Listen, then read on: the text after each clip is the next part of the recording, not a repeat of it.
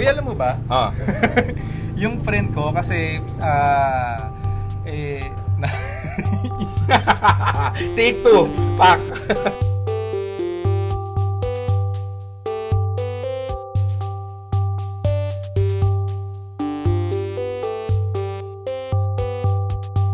Alam mo ba, yung friend ko, yung dad niya na ospital. Okay. Okay, ngayon, na ospital, and then ang bill niya is 300,000 pesos. Okay, anong nangyari sa kanya? Sa lungs, gano'n. Pero, alam mo kung magkano lang binayad niya? Magkano? 150 na lang. 150 pesos? 1,000? Hindi naman. Alak ng discount ha? Anong meron Kalahati. siya? Anong meron siya? You know what? Ano? Isa siyang stockholder sa ospital na yun. Bakit? Ano ba siya? Doktor? Doktor? Hindi. Paano siya nagkaroon ng... Parang pinahenyo. Doktor ba? Hindi. Paano siya nagkaroon ng ganung privilege? Actually, hindi ito alam ng nakakarami but you can be a hospital stockholder. Okay. Now, you can go to the finance or admin department ng hospital kasi usually may mga doktor dyan o existing stockholder na nagbebenta ng stocks nila na may stock sa ospital na yun. And you know what? Kasi I've done research on this kasi yung wife ko is doctor din at may stocks kami sa hospital dito sa may Parañaque. Kapag stockholder ka pala ng hospital, ang dami mong benefits. Just to be clear, no, pag sinabing stockholder ka, you bought a share of the hospital, making you part owner of the hospital. Yes, part owner ka ng hospital. So, and this is available for everyone? Anyone can just buy this? Anyone can buy, pero limited lang siya. Yeah. So, hindi siya... Hindi lahat ng... Pag gusto mong bumili, makakabili ka. Oo. Kasi there has to be someone who is willing to sell their share. Yes, that's true. So, and hospitals only limit yung benefits na to for one hospital I know, nililimit lang nila to 20% of all stockholders. Okay. Kasi pag binigay mo nga, pag lahat nga naman ng stockholder may benepisyo na ganyan, malulugi ang ospital. That's right. So 20% lang. So if you want to buy a hospital stock, one of the things that you can do is to ask yung mga kilala mong doktor. Number one, kung may kilala ka dun sa hospital na yun. Tapos you can also go to the hospital itself and ask if there are... usually ano yan mga finance or admin department, may kilala sila na nagbebenta ng stocks ng hospital. Okay. So, the usual price range ng isang hospital stock? Of course, mas matagal na hospital, mas mahal mataas. na. Like, for example, dito sa Las Piñas, alam ko yung Las Piñas doctors, dati nag-umpisa yun ng mga 200 lang eh. 1,000? 1,000. Now, that was 5 years ago. Ngayon, mga nasa 300, 350 na. Okay. So, 1,000. It's not unlike the stocks that you buy in the Philippine stock market na mga 1,000 and below lang, no? This is medyo mataas. Medyo mataas. Mga 100,000 and up. Mga 100,000. Mga normal yan, mga 100, 150 to 250,000. Yeah. I remember a friend of mine na nag-invest sa isang hospital stock sa Cavite. The hospital is still under construction. Okay. So, it's one way that they are funding the construction of the hospital. Okay. And ganun din, no? 120,000 yung offer sa kanya na one share, no? One share. Although kung akong tatanungin, I think on the safe end, being prudent about it, mas maganda kung tayo na yung ospital. Yung na siya, no? Operating na siya. Para at least sigurado ka na, di ba? At least being safe about it, at least tayo na yung ospital. Kumbaga operating na siya, as you said. Okay. So, ito yung mga benefits by the way. Yeah, so why do you buy hospital stocks? Okay. Ano ba yung mga benefits mo? Well, number one is really for long-term healthcare. Okay. Long-term meaning, mula ngayon hanggang mategs ka. Matchugs ka. Kasi kunwari, 35 ka, di ba? Ikaw, 25.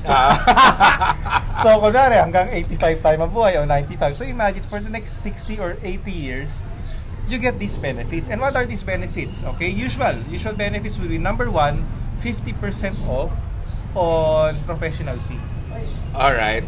So kung magkano chinarge sa'yo ni Doc, kalahati nun lang ang babayaran mo. Being hospital stockholder. Yes. And ang maganda doon kung isipin mo, if it's 50% off on professional fee, so kahit magtaas ng singil si Doc, 10-20 years from now, kalahati lang ang babayaran. You still get right. the same 50% off. So kumbaga, it's inflation adjusted. Kumbaga, it's inflation adjusted, inflation protected ka. Yun. You're protected against inflation. Yes. Yeah. Number 2, you get free room. Libre yung ward. Hindi sa ward. Hindi. Private room. Private. Up to suite. Talaga? Yung iba up to suite.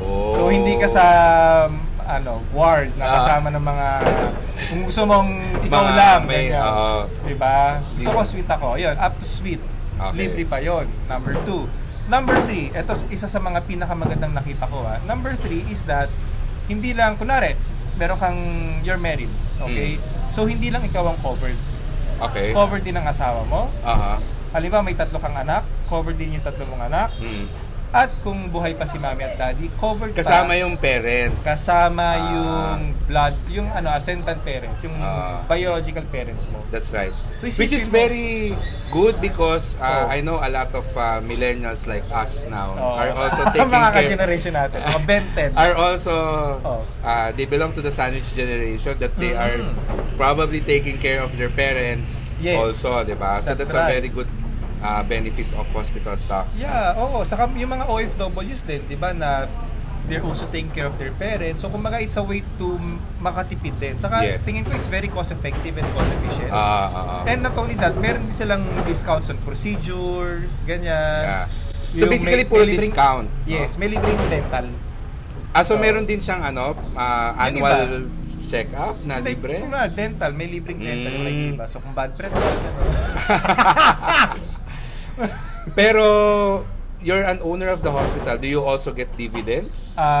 Yes, you get dividends. Talaga? Well, of course, subject to profitability, ganyan. Kung magbigay si hospital ng dividends. Yung depende sa board of directors.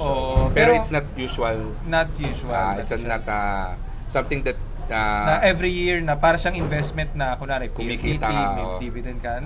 Not much, but really it's really on the benefit end, on the benefit the side. Discounts is the main reason why you will get that. And long-term talaga, long-term healthcare. I mean, imagine mo, ilang beses magkakasakit yung anak mo or ikaw for the next how many years, then you get all of these discounts. And comparing sa, di ba may mga health insurance ngayon or it can complement that. Yeah, hindi siya nagka-cancel. Actually, it on top of. On top of, maganda siya. Kasi for example, di ba yung mga insurance ngayon nagbibigay ng hospital income? Yung usually 2,000 per day, di ba? Yes. Ngayon, isipin mo 2,000 per day, okay ka ngayon. Paano kapag 65 ka na, 85? Wala ka ng ibibigay sa'yo, kunwari 60 ganyan, magkano bibigay sa'yo the same 2,000 per day or 2 plus? Ano na lang ang value ng 2,000 nun? That's right. Diba? So baka hindi mo na siya maasahan. Hindi siya, it does not adjust itself sa inflation.